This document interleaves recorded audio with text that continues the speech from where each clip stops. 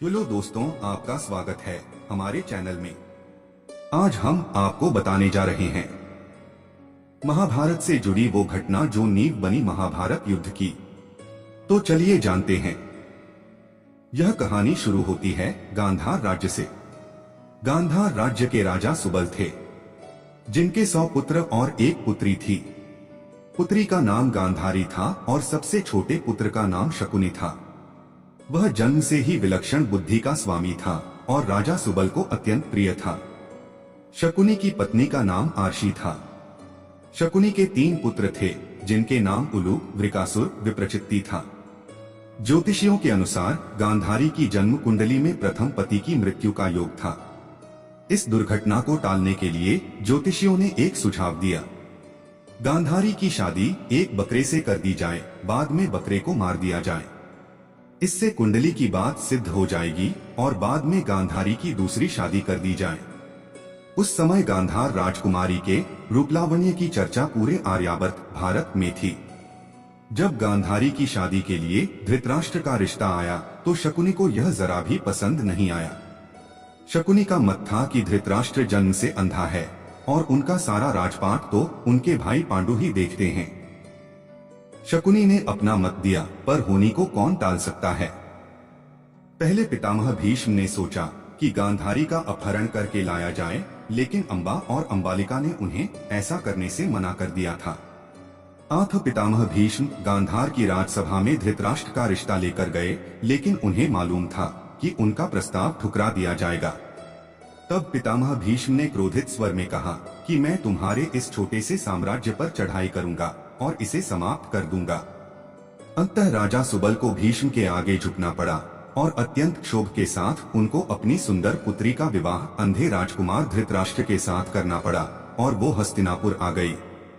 मगर किस्मत का खेल न जाने कहां से धृतराष्ट्र और पांडु को गांधारी की कुंडली और प्रथम विवाह का पता चल गया।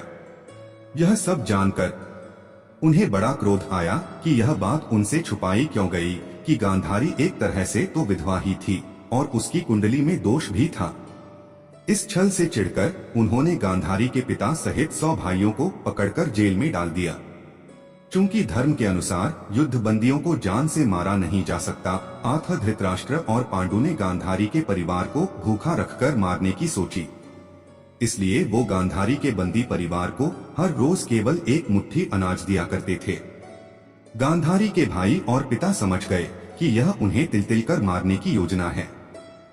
इसलिए राजा सुबल ने यह निर्णय लिया कि एक मुट्ठी अनाज से तो सबका जीवन क्या बचेगा, क्यों न ये एक मुट्ठी अनाज सबसे छोटे लड़के शकुनी को खिला दिया जाए। कम से कम एक की तो जान बचेगी। एक एक करके सुबल के सभी पुत्र मरने लगे। सब लोग अपने हिस्से का चावल शकुनी को देते थे ताकि वह जीवित रहकर कौरवों का नाश कर सके। सुबल ने अपने सबसे छोटे बेटे शकुनी को प्रतिशोध के लिए तैयार किया। शकुनी के पिता ने मरने से पहले उससे कहा कि मेरे मरने के बाद मेरी हड्डियों से पासा बनाना, ये पासे हमेशा तुम्हारी आज्ञा मानेंगे, तुमको जुए में कोई हरा नहीं सकेगा। शकुनी ने अपने आंखों के सामने अपने भाइयों और पिता को मरते देखा था। शकुनी के मन में धृतराष्ट्र और पांडु के प्रति गहरी बदले की भावना थी। मृत्यु से पहले सुबल ने धृतराष्ट्र से शकुनी को छोड़ने की विनती की, जो धृतराष्ट्र ने मान ली थी। इस तरह चतुर शकुनी जेल से छूट गया और दुर्योधन का प्रिय मामा बन गया। आगे चलकर इन्हीं पासों का प्रयोग करके शकुनी ने अपने 100 भाइयों की मौत का बदला दुर्योधन और उसके 100 भाइयों के विनाश की बृहत योजना बनाकर लिया। महाभारत का युद्ध 18 दिनों तक चला था। युद्ध के आखिरी 18वें दिन शकुनी मामा का भी वध हुआ था।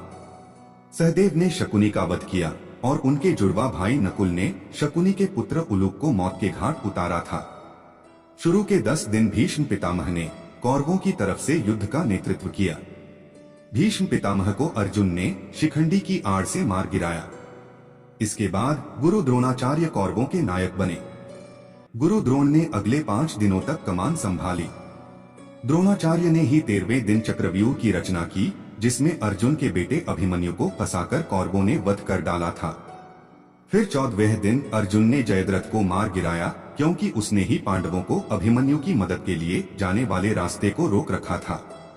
15वें दिन युधिष्ठिर व भीम ने अश्वत्थामा की मृत्यु का भ्रम फैलाया और धृष्टद्युम्न ने द्रोणाचार्य का सर धड़ से अलग कर दिया।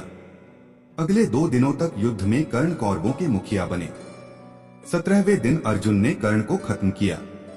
युद्ध के आखिरी 18वें दिन शल्य ने कौरवों की तरफ से मोर्चा संभाला। 18वें दिन ही सहदेव ने शकुनी का सिर काटकर वध किया था। इस तरह महाभारत के युद्ध में शकुनी का भी वध हो गया था और बाद में युधिष्ठिर की भी मृत्यु हो गई। इस तरह कौरवों का अंत हो गया। इसी के साथ यह कहानी भी समाप्त होती है। यह कहानी आपको कैसी लगी हमें कमेंट्स करें और यह वीडियो अच्छी लगी हो तो लाइक करें और चैनल को सब्सक्राइब करें। धन्यवाद।